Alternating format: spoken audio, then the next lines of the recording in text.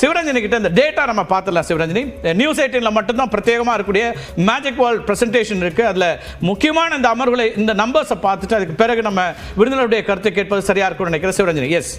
கார்த்திகை செல்வன், இப்போ ஓவராலா நம்ம பார்க்கும்போது 288 தொகுதிகளில் 255 தொகுதிகளுக்கான முன்னிலை நிலவரம் என்பது வெளியாகி இருக்கிறது. இதுல என்டிஏ கூட்டணி 161 இடங்கள்லையும் இந்தியா கூட்டணி 85 இடங்கள்லையும் முன்னிலை வகிக்கிறது. இதுல நாம முதல்ல பார்க்க வேண்டிய அம்சம் என்னன்னா, பிஜேபியும் காங்கிரஸும் நேரடியாக போட்டி போடக்கூடிய தொகுதிகள் எத்தனை? மொத்தமா 75 தொகுதிகளில் அவங்க நேரடியாக போட்டிடுறாங்க. அதுல 70 தொகுதிகளுக்கான முன்னிலை நிலவரம் என்பது வெளியாகி இருக்கு. இதுல பிஜேபி 42 இடங்கள்லையும் இந்தியா கூட்டணி என்பது 26 இடங்கள் முன்னிலை வகிக்கிறாங்க. ஆனால் இது இப்போதைய நிலவரம் அப்படின்னு மட்டும்தான் சொல்லலாம். இது மாறுபடுறதுக்கான வாய்ப்புகளும் இருக்கு. ஏன்னா இதுல நாம பார்த்த வரைக்குமே ஒரு 10 தொகுதிகளில் மாறி மாறி அவங்க முன்னிலை வகிச்சு வராங்க. அந்த மாதிரியான ஒரு சூழல் இருக்கு. அதனால இது எப்படி வேணுமோ மாறி அமையலாம் அப்படின்ற ஒரு சூழல் இருக்கு. ஆனா பிஜேபி சார்பாக நாங்க நிச்சயமா இந்த 75 தொகுதிகளில் 50 இடங்கள்லயாவது வெற்றி பெறுவோம் அப்படின்ற ஒரு ஸ்டேட்மெண்ட்டை விட்டுருந்தாங்க. அதே மாதிரி தான் காங்கிரஸும் தெரிவிக்கிறாங்க, நாங்களும் அந்த அளவுக்கு ஸ்ட்ரைக் ரேட் கொடுக்கறதுக்கான வாய்ப்புகள் இருக்கு அப்படின்னு சொல்லியிருந்தாங்க.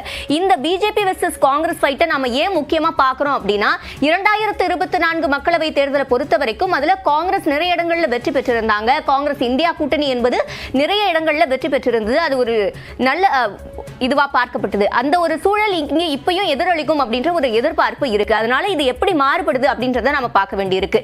இது தவிர பிரிந்து சென்ற கட்சிகள், அதாவது என்சிபியாக இருக்கட்டும், அதே மாதிரி சிவசேனா கட்சியாக இருக்கட்டும், இப்ப இரண்டா பிளவுபட்டு இருக்கக்கூடிய சூழல்ல அவங்க நேரடியா மோதக்கூடிய இடங்கள் அப்படின்னு நாம பார்க்கிறோம். இப்போ தேசியவாத காங்கிரஸை பொறுத்த வரைக்கும் இப்போ 36 இடங்களுக்கான முன்னிலை நிலவரம் என்பது வெளியாகி இருக்கு. இதுல என்சிபி அஜித் பவாரோட கட்சி என்பது 25 இடங்கள்லையும் சரத்பவாருடைய கட்சி என்பது 10 இடங்கள்லையும் முன்னிலை வகிக்கிறாங்க.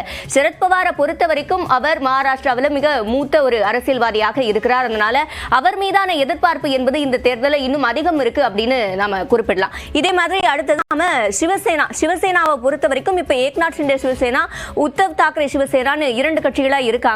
இதுலயும் நாம பார்க்கும்போது இதுல உத்தவ் தாக்கரே சிவசேனா 20 இடங்கள்ல முன்னிலை வகிக்கிறாங்க. இது இந்தியா கூட்டணிக்கு ஒரு நல்ல அம்சமா பார்க்கப்படுது. அதே மாதிரி 18 இடங்கள்ல ஏக்நாத் ஷிண்டேவோட சிவசேனா என்பது முன்னிலை வகிக்கிறது.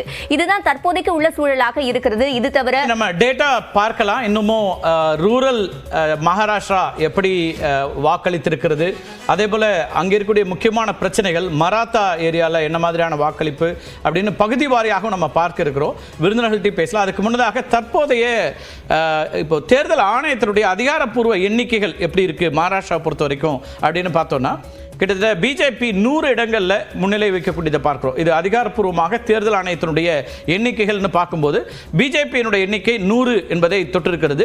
சிவசேனா, ஷிண்டே தலைமையில் இருக்கக்கூடிய சிவசேனா, தற்போதைய முதலமைச்சர், அவருக்கான அந்த முன்னிலை என்பது 53 இடங்கள்ல முன்னிலை இருக்கக்கூடியதை பார்க்கிறோம்.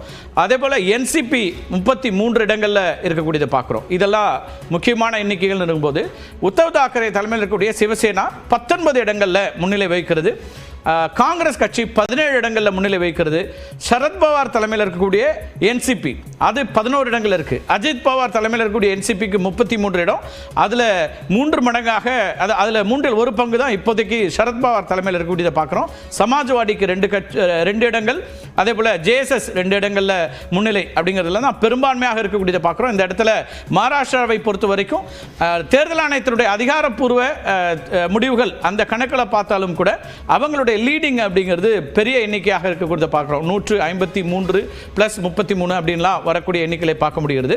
இது ஒரு முக்கியமான எண்ணிக்கை. நான் ஜவஹர்கிட்டே பேசுகிறேன். ஜவஹர், இந்த எண்ணிக்கைகளை எப்படி பார்க்குறீங்க? தேர்தல் ஆணையத்தினுடைய எண்ணிக்கைகள் ஒரு மகாராஷ்டிரா பொறுத்த வரைக்கும் ஒரு கிளியர் மேண்டேட்டை நோக்கி போகுதுன்னு பார்க்கணுமா? ஆமாங்க, இப்போ சூழ்நிலை நீங்க பாத்தீங்கன்னா கண்டிப்பான முறையில இது ஒரு கிளியர் மேண்டேட்டுங்கிற வேலை தான் போயிட்டு இருக்கு. இப்போ நீங்க பாத்தீங்கன்னா பாரதிய ஜனதா கட்சிக்கு 105க்கு மேல தொகுதியில முன்னிலையில இருக்காங்க. அதே மாதிரி கிட்டத்தட்ட விக்டரி அதுல தான் இருக்கும். ஸோ இது ஒரு கிளியர் மேண்டேட். அதாவது ஒரு என்டிஏக்கு மா யுத்திக்கு 160க்கு மேல தொகுதியில லீடிங்ல இருக்காங்க. இது மகாராஷ்டிராவோட மக்கள் ஒரு கிளியர் மேண்டேட் இப்போ இருக்க சூழ்நிலை பாத்தீங்கன்னா கிளியர் மேண்டேட். 2 தலைவர்கள் கட்சிகள்ல இருந்து பிரிந்தாங்க. நீங்கள் ஷிண்டே ஆகட்டும் அஜித் பவார் இருவருக்குமான வெற்றி அப்படிங்கிறது எப்படி பார்க்கப்படுது, அதை பற்றி ஸ்பெசிஃபிக்காக சொல்லுங்கள். நான் ஜோதிமணி அவருடைய கருத்தை நான் கேட்டுட்டு அப்புறம் நம்ம திரும்ப பேசலாம். இந்த 2 தலைவர்கள் பிரிந்து வந்தாங்க, பிஜேபியோட ஆதரவோட தேர்தல் களத்தில் நிற்கிறாங்க, கூட்டணியில் இருக்கிறாங்க. அப்போ அது எப்படி ரிசல்ட்ஸாக எப்படி வருது, மக்களுடைய வாக்களிப்பு எப்படி இருக்குன்னு பார்க்குறீங்க? இப்போ கருத்து இதாவது 2 கட்சிக்கு, அதாவது நான் ஆரம்பத்துல எப்படி சொன்னேனோ சிவசேனாவில இருந்து ஏக்நாத் ஷிண்டேக்கும் சரி உத்தவ் டாக்கரேக்கும் சரி, அதே மாதிரி வந்து தேசியவாதி கட்சியில இருந்து அஜித் பவாரும் சரத் பவார், அவங்களுக்கு வந்து இந்த தேர்தல் வந்து ஒரு டூ ஆர் டை சிச்சுவேஷன் மாதிரி. அதாவது அவங்களோட பிரசன்ஸ், அவங்களோட ஒரு பிரசன்ஸை வந்து இந்த தேர்தல் ஓரளவுக்கு மேல வந்து கண்டிப்பான முறையில வந்து நிர்வகிக்கும்.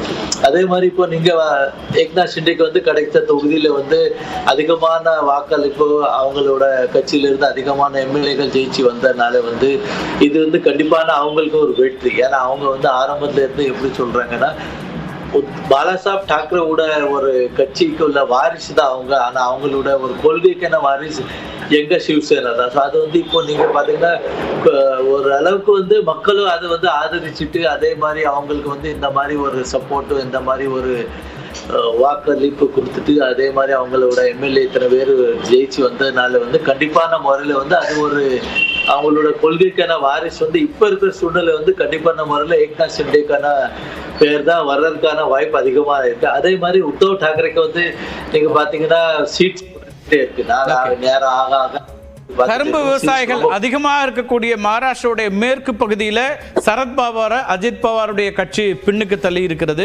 ரொம்ப முக்கியமாக பார்க்குறோம், தேசியவாத காங்கிரஸை 2ஆக உடைச்சு சரத் பவார் வந்தார். அங்கே ஒரு சரத் பவாருடைய கட்சியை 2ஆக உடைத்தா அஜித் பவார் வந்தார். அஜித் பவார், சரத் பவார் ஒரு one of the tallest leaders in இந்தியான்னு சொல்லுவாங்க. ரொம்ப அரசியலில் நீண்ட நெடுங்கிய ஒரு அனுபவம் வாய்ந்த ஒருத்தர். ஆனால் அவரை பின்னுக்கு தள்ளி இருக்கிறார் அஜித் பவார் அப்படிங்கிறத எப்படி பார்க்கலாம், நம்ம பேசலாம். அதுக்கு முன்னாடி நான் ஜோதிமணி அவருடைய கருத்தை கேட்டு வர.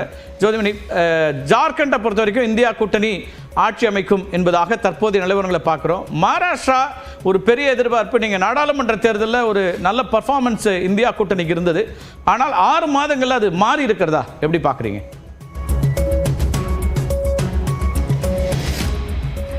இந்த தேர்தலை பொறுத்த வரைக்கும் நான் ஜென்ரலாக ஒரு விஷயத்தை இங்கே பதிவு செய்ய விரும்புகிறேன்.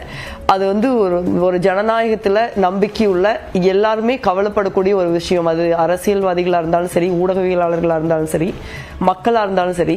நீங்கள் மகாராஷ்டிரா தேர்தலில் எனக்கெல்லாம் ஒரு பெரிய அதிர்ச்சி என்னன்னா, நீங்கள் வந்து ஒரு பாஜகவினுடைய தேசிய பொதுச் செயலாளர் ஒரு பெரிய பணத்தோட ஹோட்டலில் பிடிபடுறார். அந்த வீடியோ வந்து கொஞ்ச நேரத்தில் வைரல் ஆகுது. அதற்கப்புறம் ஒரு பெரிய இடைவெளி இல்லாம ஒரு குறிப்பிட்ட நேரத்துக்குள்ள நீங்க வந்து எங்களுடைய கட்சியினுடைய மாநில தலைவர் நானா பட்டோலே அவர்களும் தேசியவாத காங்கிரசினுடைய எம்பி சுப்ரியா சூலே அவர்களும் பேசுற மாதிரி, பிட்காயினை பத்தி பேசுற மாதிரி ஒரு வீடியோ வைரல் ஆகப்படுது. அதை பார்த்தீங்கன்னா அதுல 2மே இருக்கிற வாய்ஸ் வந்து அவங்களோடதல்ல, அது ஒரு ஆர்டிபிஷியல் இன்டெலிஜென்ஸ் ஜெனரேட்டட் வாய்ஸ். இப்ப ஒரு தேர்தலுக்கு ஒரு இரவு பாக்கி இருக்கிற ஒரு சூழல்ல ஒரு தொழில்நுட்பத்தை பயன்படுத்தி மிக நிச்சயமா அந்த சுதான்ஷு திரிவேதி பாஜகவுடைய சேர்ந்தவருக்கு சுப்ரியா சூலே நானா பட்டோலே 2 பேரும் நோட்டீஸ் அனுப்பிச்சிருக்காங்க, கிரிமினல் டிஃபமேஷன் நோட்டீஸ். அது கேஸ் வழக்கு எல்லாம் நம்ம அதுக்கப்புறம் கோர்ட்ல பாக்குறோம். ஆனா ஒருவருடைய குரலை ஏறக்குறைய அதே போல பயன்படுத்துற ஒரு தொழில்நுட்பத்தை பயன்படுத்தி தனக்கு இருக்கிற அதிகார பலம், பணபலம், நெட்வொர்க்கை பயன்படுத்தி ஒரு பாரதிய ஜனதா கட்சி தேர்தலை வந்து எந்த எல்லைக்கும் நகர்த்த முடியுங்கிற ஒரு சூழல் வந்து ஒரு அதிர்ச்சியா இருக்கு. ஏற்கனவே வந்து இந்த தேர்தல்ங்கிறது நம்ம வெற்றி பெற்றாலும் மிகப்பெரிய போராட்டத்திற்கடையில தான் நம்ம வெற்றி பெற வேண்டி இருக்கு. ஏன்னா இங்க ஒரு லெவல் பிளேயிங் ஃபீல்டு இல்லாத ஒரு சூழல் இருக்கு. ஒரு மிகப்பெரிய பணபலம், அதிகார பலம், பெரும்பான்மையான வட இந்திய ஊடகங்களின் பலம், இந்த மாதிரி அரசாங்க அமைப்புகள், இடி, சிபிஐ, இந்த மாதிரி பலம், இது எல்லாத்தையும் தாண்டி போராடிதான் வந்து இன்னைக்கு எதிர்கட்சிகள் களத்தையே வந்து சந்திக்க வேண்டிய ஒரு சூழல் இருக்கு. இந்த மகாராஷ்டிரா தேர்தல் இன்னைக்கு அதானி இந்திய அளவில் மட்டுமில்ல உலக அளவில் வந்து ராக் பண்ணப்படுறதா இருக்குது. இல்ல ஒரு மாநிலத்தில் நீங்க முன்னிலை பெறும்போது, உங்க கூட்டணி முன்னிலை பெறும்போது, அப்ப அந்த மாநிலத்தில் இந்த மாதிரியான சிக்கல்கள் இல்லையாங்கிற கேள்வியும் சேர்ந்தே வரும்ல. இல்ல அதை நான் சொல்ல வரேன் அதான் சொன்ன போராடத்தான் வேண்டி இருக்கு. ஜெயிக்கணும்னா கூட அந்த வெற்றி அவ்வளவு எளிதா வர்றதில்லை. சோ இந்த அதானியே வந்து நேரடியாக மகாராஷ்டிரால வந்து அன்றைக்கு இருந்த காங்கிரஸ், சிவசேனா, என்சிபி அரசாங்கத்தை கவிழ்க்கிறதுக்கு அவரே நேரடியா வந்து உட்கார்ந்து கவிழ்த்தாரு அப்படின்னு யார் சொல்றா? அஜித் பவார் சொல்றாரு. பாஜக கூட்டணியில் இருக்கிற அஜித் பவார் சொல்றாரு. சோ இன்னைக்கு அதானி எவ்வளவு பெரிய பணத்தை வந்து நீங்க எப்படி அவர் வந்து $20 பில்லியன் வந்து பண்ண $20,000 கோடி பில்லியன் பண்ண முடியும்னு சொல்றாங்க. சோ